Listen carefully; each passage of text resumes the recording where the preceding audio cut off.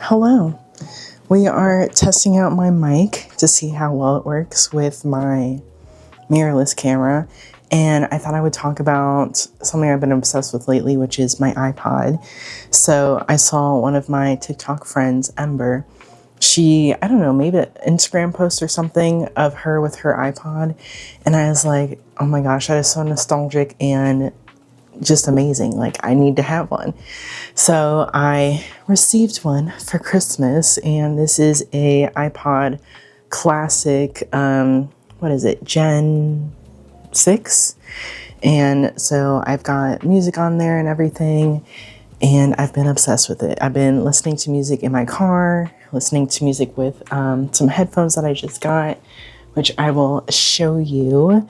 And yeah, I also have SP404, and I was using my gaming headphones with that, and I felt like this would be a great alternative to take something on the go to be able to listen to what beats I'm making.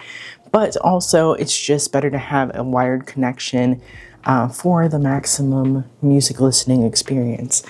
But originally, I had Rockbox on my iPod, and then I decided against it. It does slow down the battery a little bit, not incredibly, but a little bit.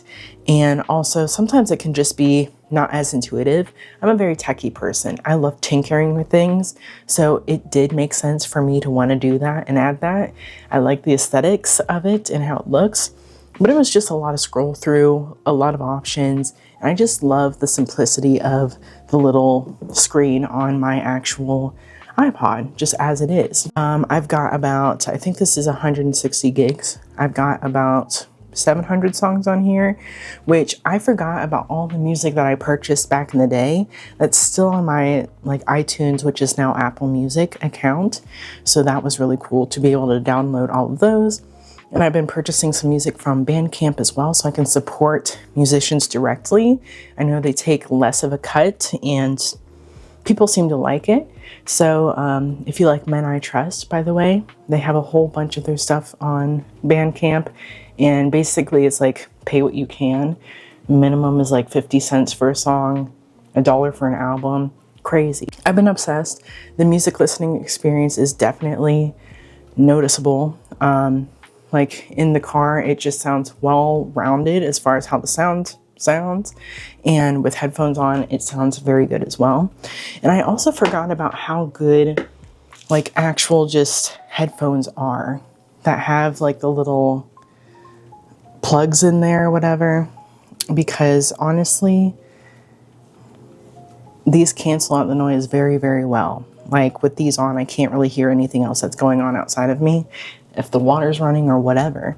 Obviously it's a nuisance because you're working around a wire, but I'm so used to that from years and years of doing that, so it doesn't really bother me at all. But these are if you're looking for some good affordable IEM, I think is what they're called, headphones that give you good sound quality. These are Kiwi ears. So let me see if it'll show you up close. Focus, maybe. I'm trying. I'm looking at my screen, but I think I need to connect via Bluetooth to my phone. But anyway, Kiwi ears. I think it's focusing. And it's nice because it has this part that goes around the ear. So I think it's just the left side. So I just hook it around and then pop it right in. And these stay in really, really well. And I like the addition of this kind of very nice, comfortable hook design, because then if I need to hear somebody, I can pop it out. It can just hang on my ear rather than me having to hold on to the headphones. So I very much enjoy that. I've been enjoying the experience of getting back to having all of my music on a physical device other than my phone.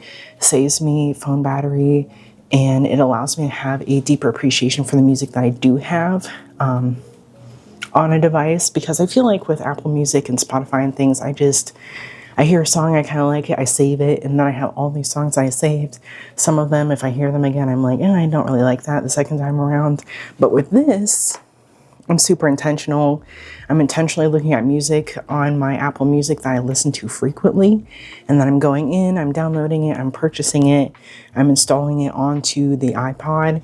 And so I feel like it's made my listening experience more intentional, and also just, I'm more intentional about the artists that I support because I'm buying their music, I'm buying their albums, and yeah, a whole lot of pros. So it's interesting, like going back to this form of listening to music, you kind of forget about all of these different things. But like, I've always been someone that kind of searches for new music and likes to find new things and is always scoping things out. I used to type in different songs on iHeartMedia and find similar artists and songs to it. Now I kind of do that with Bandcamp. I like to kind of discover music there. I know SoundCloud's a thing too, but I don't really use that very often.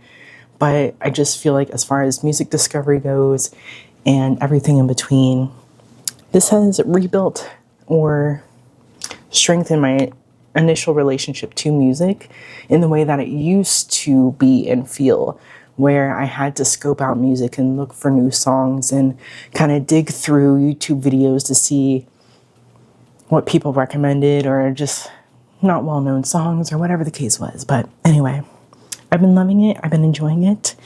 And that's it.